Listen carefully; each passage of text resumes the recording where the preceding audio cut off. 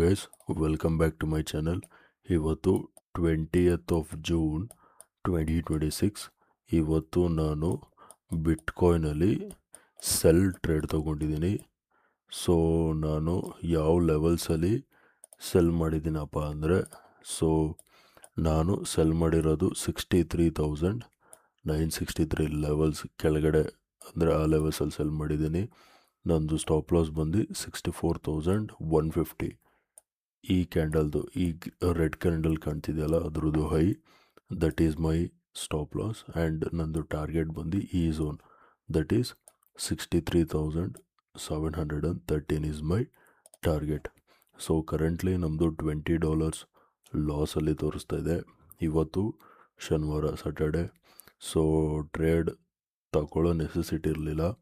But ಸುಮಾರು ದಿನದಿಂದ ನಾನು ಟ್ರೇಡಿಂಗ್ ಮಾಡಿರಲಿಲ್ಲ, ಆಫೀಸ್ ವರ್ಕಲ್ಲಿ ಬ್ಯುಸಿ ಇದೆ. ಸೊ ಇವತ್ತು ಟ್ರೇಡ್ ತೊಗೊಂಡಿದ್ದೀನಿ. ಸೊ ನಾನು I let you guys know ಈ ಟ್ರೇಡಲ್ಲಿ ಏನಾಗುತ್ತೆ ಅಂತ. ಸೊ ಗೈಸ್, ಟ್ರೇಡು ನಮ್ಮ ಫೇವರಲ್ಲಿ ಹೋಗ್ತಿದೆ. ಕರೆಂಟ್ಲಿ ನಮ್ಮದು ಪ್ರಾಫಿಟ್ ಬಂದು ಆಲ್ಮೋಸ್ಟ್ $200 ಪ್ರಾಫಿಟ್ ಆಯಿತು ನಮ್ಮದು. ಸೊ ಪ್ರೈಸ್ ಏನಾದರೂ 63,850 ರೇಂಜಲ್ಲಿ ಹೋದರೆ ನಂದು ಸ್ಟಾಪ್ ಲಾಸ್ನ ಟ್ರೈಲ್ ಮಾಡಿ ಕಾಸ್ಟ್ ಟು ಕಾಸ್ಟ್ ಇಟ್ಬಿಡ್ತೀನಿ. ಯಾವಾಗ 63,850 ರೇಂಜಲ್ಲಿ ಪ್ರೈಸ್ ಏನಾದರೂ ಬಂತು ಅಂದರೆ ತೆಗೆದು ಕಾಸ್ಟ್ ಟು ಕಾಸ್ಟ್ ಇಟ್ಬಿಡ್ತೀನಿ. ಸೊ ಇವಾಗಲೂ ಇಡ್ಬೋದು, ಒಂಚೂರು ಟ್ರೈಲ್ ಮಾಡ್ತೀನಿ. ಸ್ಟಾಪ್ ಲಾಸ್ನ ಟ್ರೈಲ್ ಮಾಡಿ ಅರೌಂಡ್ ಈ ಕ್ಯಾಂಡಲ್ದು ಇಲ್ಲ 64,000ಗೆ ಇಡ್ತೀನಿ ನಾನು ಇವಾಗ ನಂದು ಸ್ಟಾಪ್ ಲಾಸು. ಸೊ ಇಲ್ಲಿಂದ ಇಲ್ಲ ಟ್ರೈಲ್ ಮಾಡ್ಬಿಡ್ಲ ಕಾಸ್ಟ್ ಟು ಕಾಸ್ಟ್.